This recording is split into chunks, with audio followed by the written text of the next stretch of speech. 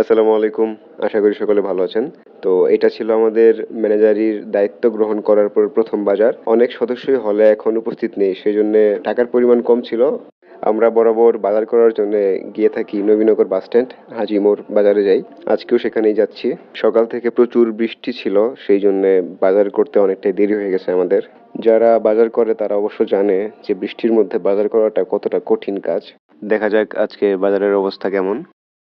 প্রথমেই যেসব বাজার নিতে হবে মুদি দোকান থেকে সেগুলোকে আলাদাভাবে লিস্ট করে নেই যাতে কিছুটা সময় সাশ্রয় হয়। এরপর চলে যাই মাছ কিনতে। মাছের দাম আগের চেয়ে তুলনামূলক অনেকটা বেশি ছিল। এবার কাঁচা বাজারের পালা। সবচেয়ে বেশি ভালো লাগে এই কাঁচা বাজার কিনতে।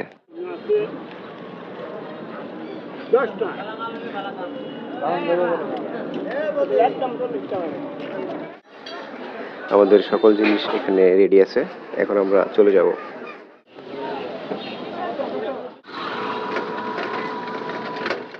চালের বস্তা নিলেই আমাদের বাজার সম্পূর্ণ হবে আজকে।